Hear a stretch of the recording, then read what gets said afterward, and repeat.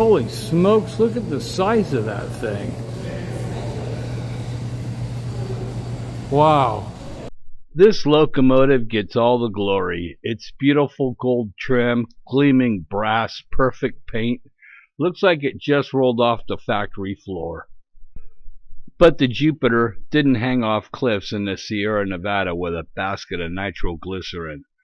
The Jupiter didn't tunnel through solid granite in 40-foot snowdrifts. 10,000 Chinese workers did. And here's what happened to them.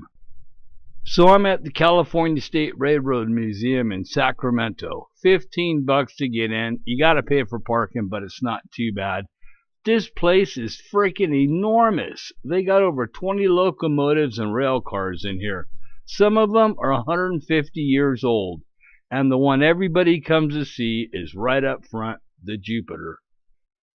The gold leaf, the polished brass, the ornate paintwork. Look at this thing. It's not a replica. Well, mostly not. The original was scrapped, like most of them were. But this one was rebuilt from the original plans. The Jupiter was the locomotive that met the Union Pacific's engine, the number 119, at Promontory Summit, Utah on May 10th, 1869. They even got the gold spike in this place. You've seen the photo. 2 locomotives nose to nose, a bunch of guys in top hats shaking hands, champagne, telegraph wires carrying the news coast to coast. The country was connected for the first time.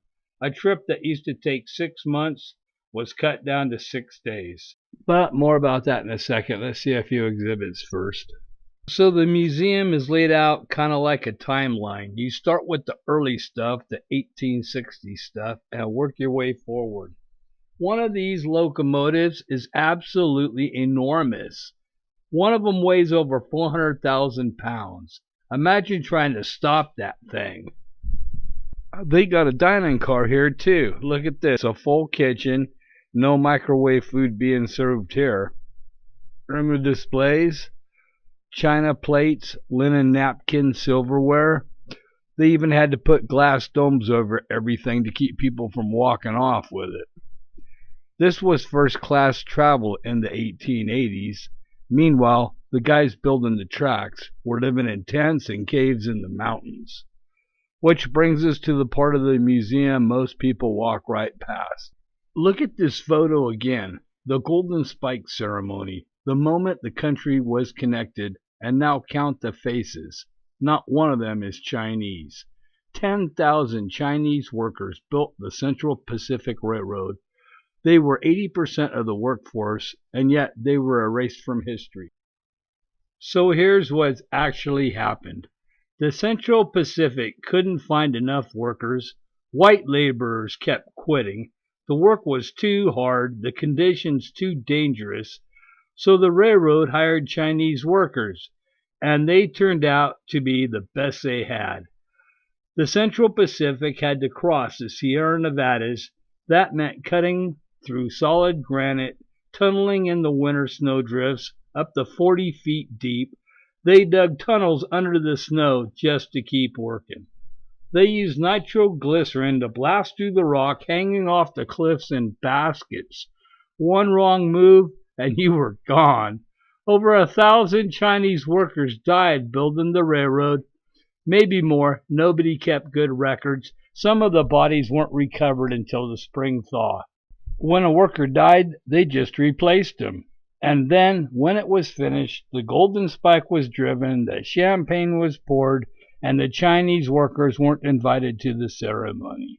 Not one photograph, not one name in the official records. The crap these Chinese put up with during the gold rush, the building of the railroad, especially after the San Francisco earthquake, is just amazing to me. And then, a few years later, Congress passed the Chinese Exclusion Act of 1882 that made it illegal for Chinese workers to even enter the country. They built the thing that made America one country, and America's response was to lock the door. So now when I look at the Jupiter, I see something different. It's still beautiful, freaking beautiful actually, but it's not the whole story. It's just the part they wanted you to see. Good thing about this museum is they don't hide it. The Chinese workers exhibit is right there, but you've got to slow down enough to actually see it. Well, alrighty then, that's the California State Railroad Museum. $15 worth every penny. And if you made it this far, you might as well like and subscribe and hit that notification bell too.